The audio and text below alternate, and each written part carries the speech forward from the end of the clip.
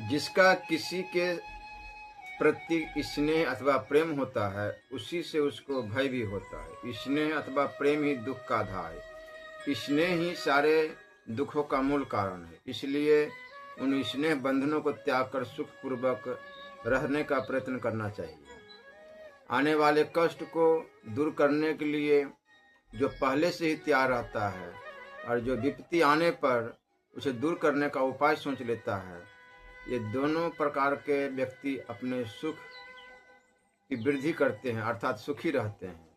तथा जो यह सोचता है कि जो भाग्य में लिखा है वही होगा, ऐसा व्यक्ति नष्ट हो जाता है।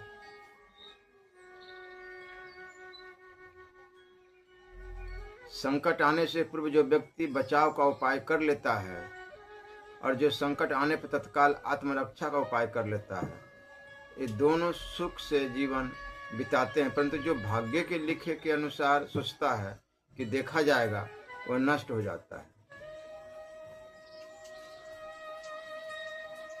धर्म से रहित अधर्मी व्यक्ति को जीवित रहने पर भी मरे हुए के समान ही समझता हूँ, जबकि धर्मयुक्त मनुष्य मृत्यु के बाद भी जीवित रहता है। इस बात से किसी प्रकार का संदेह नहीं है। मृत्यु के बाद धार्मिक व्यक्ति के जीने का अर्थ यह है कि व्यक्ति की कीर्ति, उसका यश, उसके अच्छे कार्यों के कारण अमर रहते हैं। अधार्मिक व्यक्ति तो जीवित रहता हुआ भी मरे के समान है, क्योंकि न तो उसे कोई पूछता है और न ही उसका समाज में कोई सम्मान होता है। जिस मनुष्य के पास धर्म, अर्थ, काम और मोक्ष इन चारों में से एक चीज भी नहीं है, उसका जन्म बकरी के गले में लटकते हुए स्तनों के समान निरर्थक होता है।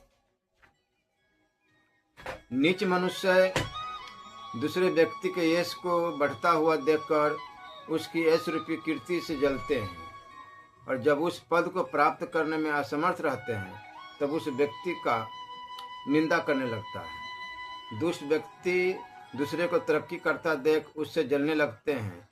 उसकी कीर्ति रूपी आग उन्हें जलाती रहती है। जब वे उस कीर्ति को प्राप्त करने में असमर्थ रहते हैं तब उस व्यक्ति की निंदा करने लगते हैं। मनुष्य अपने विचारों के कारण ही अपने आप को बंधनों में फंसा हुआ मानता है और अपने विचारों के कारण ही अपने आप को बंधनों से मुक्त समझता है। विषय वासनाएं ही मनुष्य के बंधन के कारण है, और विषय वासनाओं से ही मुक्त होकर ही मनुष्य को मोक्ष की प्राप्ति होता है। अपने शरीर के अभिमान से नष्ट हो जाने पर अपने आप को परमात्मा से युक्त जान लेने